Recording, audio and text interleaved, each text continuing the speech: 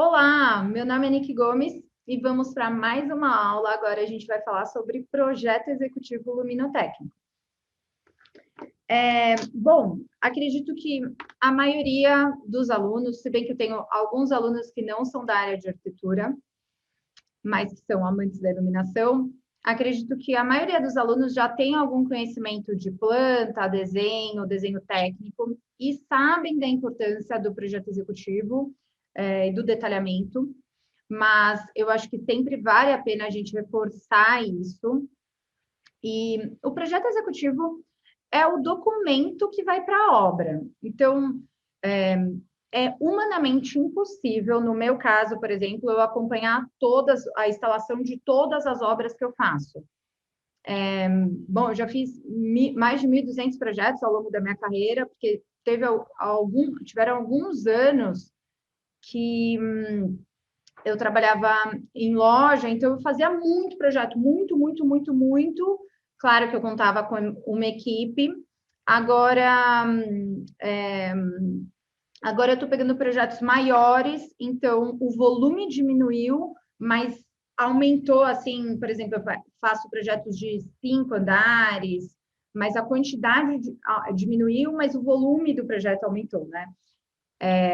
Então, é humanamente impossível você acompanhar a instalação, por exemplo, de uma obra de 6 andares, você acompanhar pessoalmente, né? Porque às vezes essa instalação dura tipo uma semana, ou seja, você não faz mais nada disso.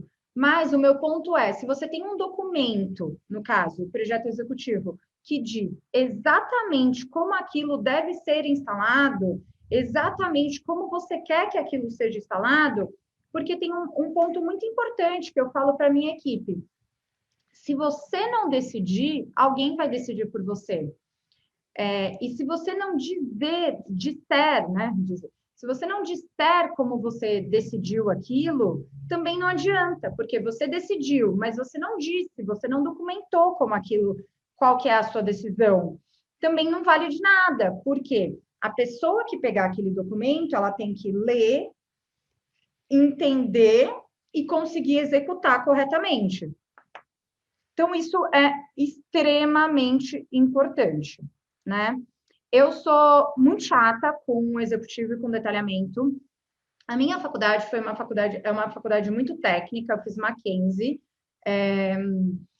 E no começo, assim, eu tinha aulas com o professor Vicente de representação gráfica, e ele pegava muito no nosso pé, mas foi maravilhoso, porque eu entendi peso gráfico, eu entendi o porquê das representações, e eu acredito que eu tenho muito do que eu sei de desenho é por conta disso, que eu sou muito grata, sabe?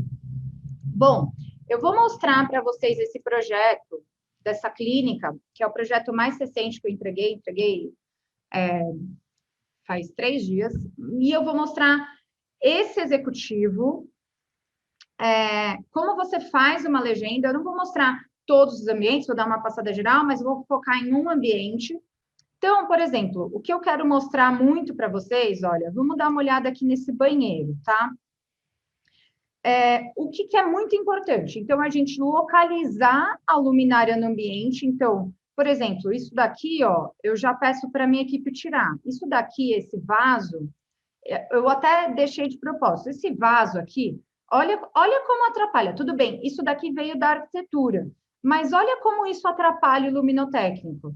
Para que eu preciso desse vaso aqui? Eu não preciso, né? Eu preciso deixar as informações que são necessárias para mim. Então, um vaso de plantas não é necessária, mas um vaso hidráulico no caso. Uma pia, pontos hidráulicos, uma bancada, elementos físicos, marcenarias, são necessárias. Agora, e outra, você deixa numa linha fina, né? Paredes, linhas grossas. É muito importante você dividir a sua planta em layers também. Para quando você for fazer a impressão, as paredes estão numa linha mais grossa, o mobiliário está numa linha fina, você não quer dar importância para o mobiliário. O que é mais importante, você está com uma linha mais grossa. E a iluminação está em destaque, porque aquela planta é de luminotécnico. né? É a luminotécnica. Então, a gente precisa localizar as luminárias. No caso desse banheiro, eu tenho um foco aqui em cima da pia. Não vou discutir projeto, tá? Porque, no caso, esse banheiro é um banheiro de recepção, então, eu queria uma iluminação mais cênica. Aqui eu tenho um foco bem em cima da pia. Depois a gente vai ver qual luminária é. E aqui eu tenho 2 pendentes. Olha só que interessante. Eu deixei assim justamente para mostrar para vocês. Aqui, olha, cadê a cota desse pendente? Como que eu vou saber aonde que é para instalar esse pendente? Por mais que, ele está localizado, mas quando chegar lá na obra, até essa cota aqui está errada, né? Porque, bom, vocês sabem que eu sou muito ruim de AutoCAD, né? Não tá pegando aqueles pontos lá, né? Que eu, by the way, não sei como liga isso daí. Aqui. Não é aqui.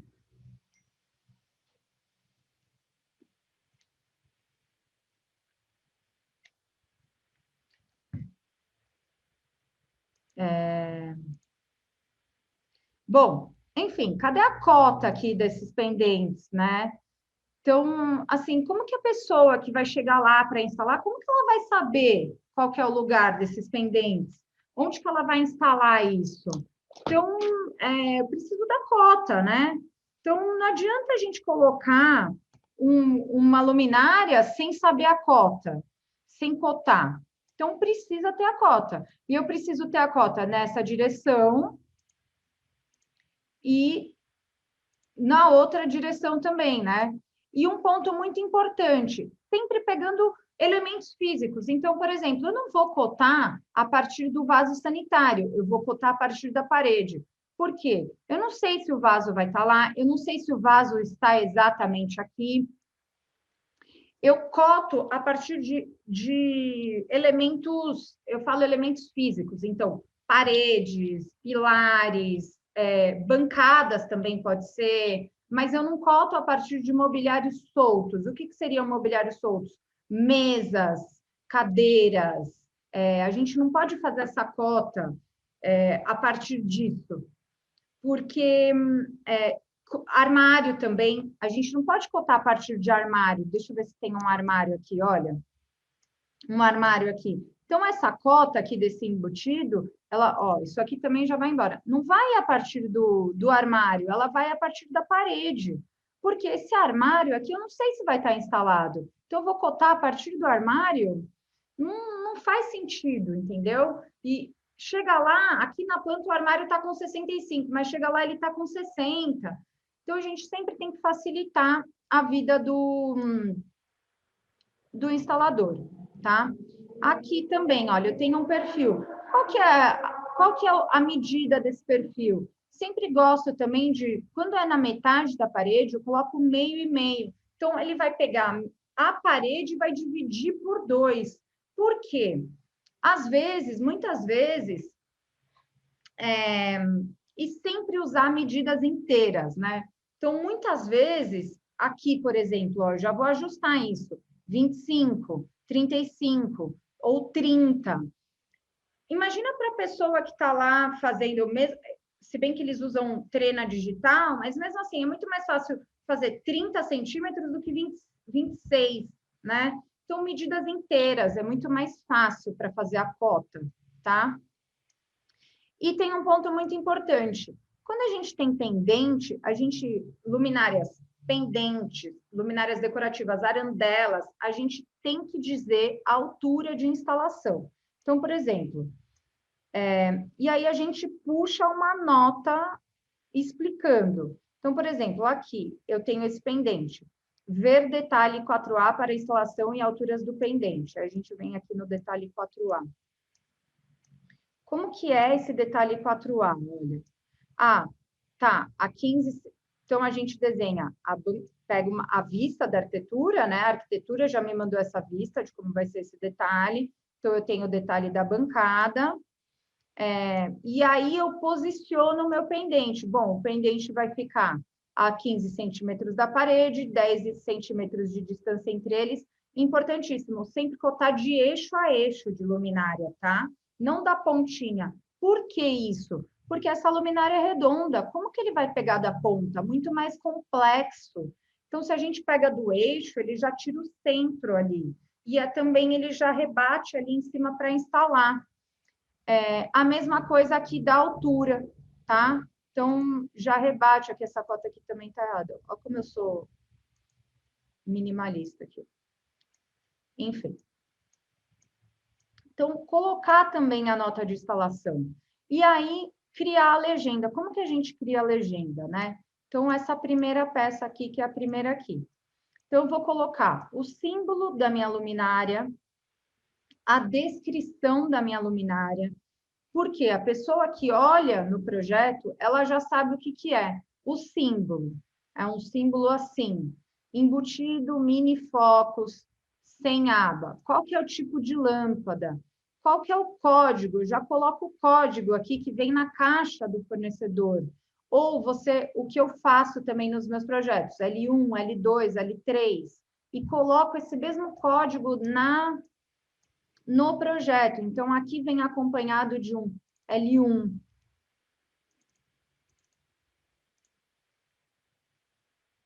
L1. Nicho. O que é o nicho? É o tamanho da furação dessa luminária. Porque a luminária tem 8 por 8, mas o buraco que tem que ser feito no gesso é diferente. Ele é menor.